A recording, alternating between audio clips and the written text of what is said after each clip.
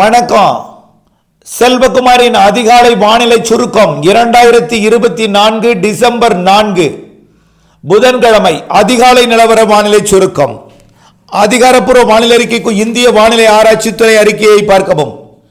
கடந்த 24 மணி நேரம் மழைப்பொழிவு கிடைக்கப்பெற்ற வரை திருச்சி மாவட்டம் தூவாக்குடி 45 மில்லிமீட்டர், நீலகிரி மாவட்டம் Ketti 32 millimetre, Azhakkarai estate 30 millimetre, Udhagai 24 millimetre, Kinnakorai 21 millimetre, Perambalur மாவட்டம் தழுதலை 20 மில்லிமீட்டர், குன்னூர் 20 மில்லிமீட்டர், மேலும் குந்தாபாலம் 18, தென்பரநாடு 17, அதாவது திருச்சி மாவட்டம் கோத்தகிரி 17, கீழ்கோத்தகிரி 16, தென்கனிக்கோட்டை 16, சாம்ராஜ் நகர் எஸ்டேட் 15, அடர் எஸ்டேட் கீழ்நிலை புதுக்கோட்டை 14, மேலும் அகரம் சீகூர் பெரம்பலூர் மாவட்டம் 16, Veppanthattai 15, Samayapuram 13, Thirumanur 13, Emerald 11, Rayakottai 11, Sathyamangalam 10, Labbaikudikadu Perambalur 10, Burliar 10, Subramania Siva sugar mill 10.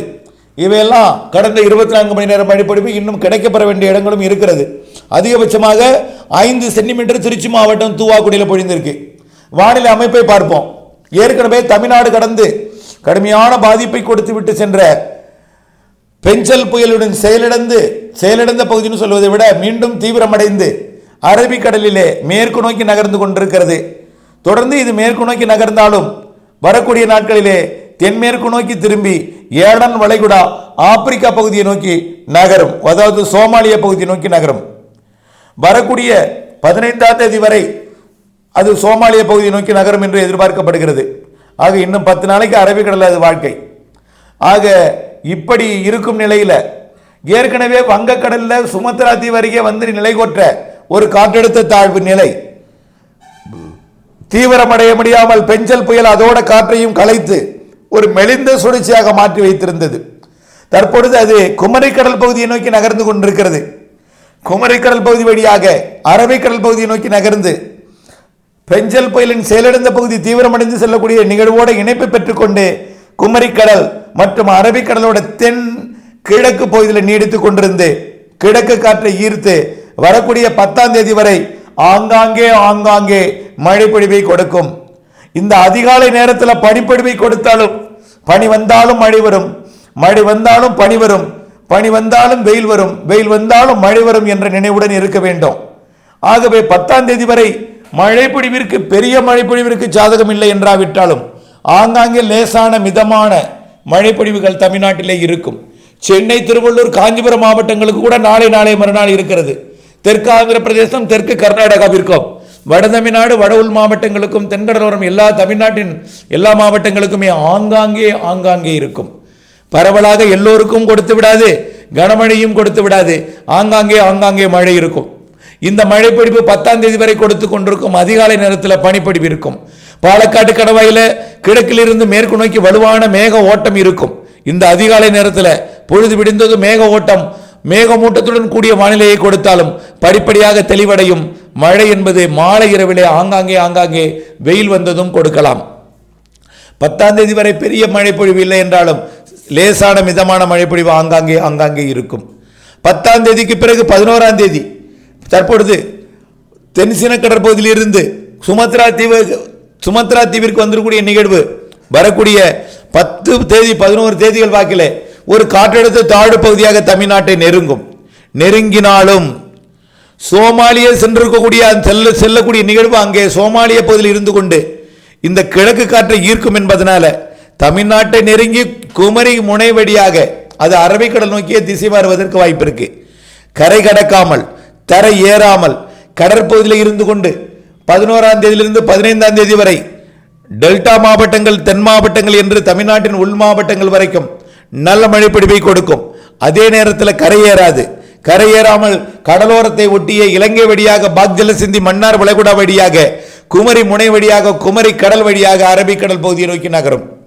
ஆக அந்த நிகழ்வால் 15ஆம் தேதி வரை மழைப்பொழிவு ஆங்காங்கே கொடுக்கும். ஆக 10ஆம் தேதிக்கு பிறகு 11ஆம் தேதியிலிருந்து வரக்கூடிய நிகழ்வு கொஞ்சம் மழைப்பொழிவை கூடுதலாக்கும்.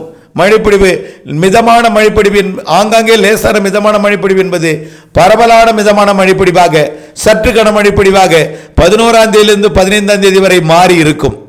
அடுத்தபடியாக இது தமிழ்நாட்டின் கரையை நெருங்க அதே வேளையில் தற்பொழுது தாய்லாந்து வளைகுடா நோக்கி வந்து கொண்டிருக்கூடிய நிகழ்வு வரக்கூடிய 11ஆம் தேதி வாக்கில் சுமத்ரா தீவு அடுத்த ஒரு நிகழ்வாக வந்து அமையும். அது கண்டிப்பாக இலங்கையை நெருங்கி ஒரு காற்றழுத்த தாழ்வு மண்டலமாகவோ அல்லது தீவிர காற்றழுத்த தாழ்வு மண்டலமாகவோ, அதாவது ஆழ்ந்த காற்றழுத்த தாழ்வு மண்டலமாகவோ இலங்கை அருகே வந்து வரக்கூடிய 16ஆம் தேதியிலிருந்து 19ஆம் தேதி வரை நிறைய மழைப்பொழிவை கொடுப்பதற்கு சாதகம். ஆகவே அந்த நிகழ்வு ஒரு புயலாக மாறுமா என்பது சந்தேகம்தான். ஆனால் நிறைய மழைப்பொழிவை கொடுப்பதற்காக 16லிருந்து 19ஆம் தேதி வரை வந்து அமைந்து நல்ல மழைப்பொழிவை கொடுக்கும். அது கரை கடந்தும் அரபிக்கடல் போகும். ஆனால் பெரிய அளவிலே பாதிக்கும் மழைப்பொழிவை கொடுக்காது. ஆனால் நல்ல மழைப்பொழிவு, நிறைய மழைப்பொழிவை வரக்கூடிய 16லிருந்து 19ஆம் தேதி வரை கொடுக்கும்.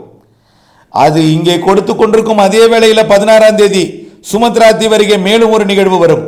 அந்த நிகழ்வு தான் தீவிரமடைந்து சக்தி என்ற பெயர் கொண்ட ஒரு புயலாக உருவெடுத்து வரக்கூடிய 20ஆம் தேதி 19லிருந்து 24ஆம் தேதிக்குள் கிறிஸ்துமஸுக்கு முன் 19, 20, 21, 22ஆம் தேதி வாக்கிலே அது தமிழ்நாட்டை நெருங்கும் என்று எதிர்பார்க்கப்படுகிறது. கண்டிப்பாக வரக்கூடிய கிறிஸ்துமஸுக்கு முன் ஒரு வலிமையான நிகழ்வு தமிழ்நாட்டில் நிறைய மழைப்பொழிவை கொடுக்கும் நிகழ்வு இருக்கிறது. இது வட தமிழ்நாட்டிற்கு வாய்ப்பில்லை. காரணம், ஏற்கனவே மழை பொழிந்து குளிர்ந்திருக்கிறது.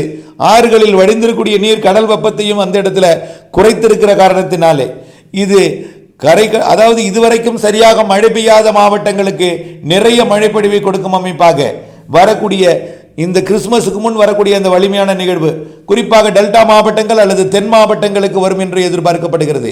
தென் மாவட்டங்களுக்கும் இதுவரை மழை பெய்யாத டெல்டா உள் மாவட்டங்களுக்கும் உள்பகுதிகளுக்கும் நீலகிரி வரைக்கும் உள்ள மாவட்டங்களுக்கும், அதாவது தமிழ்நாட்டின் பாதிக்கு தெற்கே உள்ள மாவட்டங்களுக்கு நிறைய மழைப்பொழிவை கொடுப்பதற்கு அந்த அமைப்பு சாதகமாக அமையும். இதனைத் தொடர்ந்து தென் மாவட்டங்களுக்கு நிறைய மழைப்பொழிவை கொடுத்து இப்பொழுது மழை பொழியவில்லையே, இது பொழியாது, பனி வந்துவிட்டது, இனிமேல் மழை பொழியாது என்று கடந்த கால அனுபவங்கள் எல்லாம் மறந்துவிட்டு அதாவது 2000க்கு முன் இருந்த வானிலை அமைப்புகளை மனதில் நினைத்து கொண்டு பழங்காலத்தை நினைத்து கொண்டு பனி வந்தால் மழை பெய்யாது என்று தனக்குத்தானே குழப்பத்தை ஏற்படுத்தி கொண்டு வேதனைப்பட்டு கொண்டிருக்கூடிய மக்களுக்கு மீண்டும் மீண்டும் ஒரே தகவல் தான். கண்டிப்பாக பனி வந்தாலும் மழை வரும், மழை வந்தாலும் பனி வரும், பனி வந்தாலும் வெயில் வந்தாலும் மழை வரும், எல்லாமே இருக்கும் கலந்த வானிலை தான். இறுதியில் கிறிஸ்துமஸுக்கு முன் வலுவான நிகழ்வால் நிறைய மழைப்பொழிவை தரும், நிறைய மழைப்பொழிவை தரும். அது வட உள் மாவட்ட பகுதிகளுக்கு அணைகளை நிரப்பியது, தென் மாவட்ட பகுதிகளுக்கு அணைகளை நிரப்பும். அதில் எந்த மாற்றமும் இல்லை. ஆகவே சற்றே பொறுத்திருங்கள். தமிழ்நாட்டின் அனைத்து மாவட்டங்களுக்கும் சராசரி கூடுதல் என்றுதான் சொல்லிக் கொண்டிருக்கிறோம். நான் இல்லை என்றே சொல்லவில்லை, மழை இருக்கிறது, பொறுமை என்றுதான் சொல்லிக் கொண்டிருக்கிறேன். மேலும் கிறிஸ்துமஸுக்கு பிறகு டிசம்பர் மாத இறுதி நாட்களிலே 26ஆம் தேதியிலிருந்து 30ஆம் தேதிக்குள் மேலும் ஒரு நிகழ்வு இலங்கை கடந்து மன்னார் வளைகுடா வந்து அதுவும் ஒட்டுமொத்த தமிழ்நாட்டிற்கு நிறைய மழைப்பொழிவை தரும். ஆக டிசம்பர் 31 வரை நிறைய மழைப்பொழிவு தரக்கூடிய நிகழ்வு இருக்கிறது. சற்றே பொறுமை காத்திடுங்கள். 10ஆம் தேதி வரை ஆங்காங்கே பெய்யக்கூடிய நனைக்கும் லேசான மிதமான மழைப்பொழிவை ஏற்றுக்கொள்ளுங்கள். 10ஆம் தேதிக்கு மேல் மழைப்பொழிவு தீவிரம் என்பதை நினைவில் கொள்ளுங்கள். 16க்கு மேல் மேலும் தீவிரம், 19க்கு மேல் மேலும் தீவிரம் என்பதை நினைவு கொண்டு கிறிஸ்துமஸுக்கு முன் நிறைய மழைப்பொழிவை கொடுத்து விட்டு போகும் என்பதையும் கிறிஸ்துமஸுக்கு பிறகும் நிகழ்வு இருக்கிறது என்பதையும் தெரியப்படுத்த விரும்புகிறேன். தொடர்ந்து வானிலை அப்டேட்ஸுடன் இணைந்திருந்து பணி செய்து லாபம் அடையுங்கள். நன்றி.